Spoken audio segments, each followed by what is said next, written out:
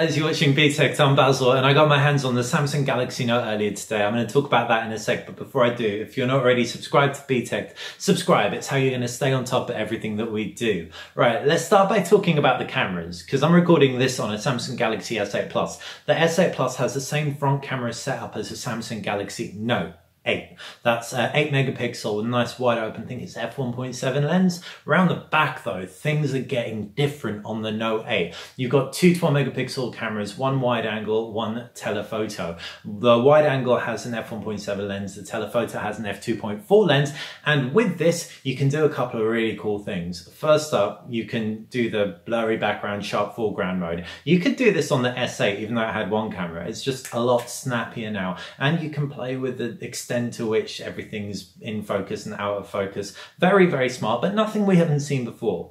What's really, really cool, though we haven't seen before, is the ability to take a simultaneous wide angle and telephoto shot all at the same time. So that's really, really sweet with regards to the camera. Obviously, everything else you could expect from a camera on there for a flagship, full manual controls, 4K video, as well as Samsung's additional modes like panorama, etc. So that's the camera, pretty much in a nutshell. But what else can you expect on this phone? Well, the design's slick. It's 8.6 millimeters, I think 194 grams, feels excellent in the hand. Curvaceous back, curvaceous front, infinity display, looks exactly like an S8. Little bit beefier, 6.3 inches of screen as opposed to 6.2. And of course, in the bottom right, you've got that S Pen. You also have a USB Type-C loudspeaker. Sadly, it's a bottom mono firing loudspeaker. And you have a 3.5mm headphone jack. IP68 water and dust resistant across both the phone and the pen as well. Excellent. The pen pops out with a click, little fidget spinner clickety thing that is really, really enjoyable to just click and obviously use as a pen. 4,096 levels of pressure sensitivity means that it's the best pen experience on any phone around, which isn't that hard because competition isn't too extreme at the moment. But Samsung isn't resting on their laurels here. They've introduced a new thinner pen tip, 0.7 millimeters thin, and on top of that you've got some new features like you can draw an image and it'll turn it into a GIF and then you can send it to WhatsApp contacts or whatnot. You can also do stuff like hover over sentences and it'll translate them rather than just one word at a time like you could on the S8. And what's the other one? Oh yeah, hover over currencies. When you hover over a currency, it will convert it to another currency. Really, really handy.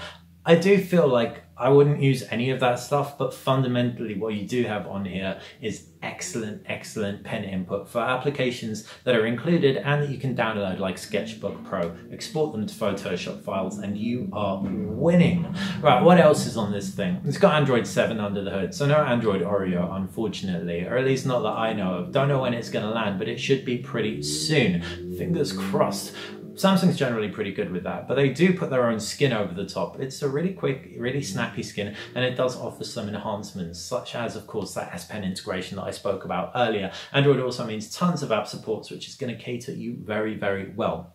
As far as specs go, it's going to depend on what region you're in, what processor you get. Either way, it's going to be 10 nanometer amazingness. It'll be a Snapdragon 835 or the Exynos chipset, but either will be paired with 6 gigabytes of RAM and capable of 1 gigabyte download LTE, which is obviously like next level quick. You've got 64 gigabytes of storage, micro SD card expandability as well. And like I said, that 3,300 milliamp battery, taking a hit from the 3,500 milliamp battery on the Samsung Galaxy S8 Plus. So probably won't last quite as long, but you're gonna have to wait for my full review to see how long it lasts. And that has been the Samsung Galaxy Note 8. Had it in my hands, I really like it, I really want one. That's probably my least favorite thing about it, the fact that I don't have one right now. But if you want to see my top 5 least favorite things about it, check out that video. And if you want to see my top 5 favorite things about it, check out that video. Hopefully you enjoyed this video. If you did, click that thumbs up button, like BTech, subscribe. It's how you are going to stay on top of everything that we do.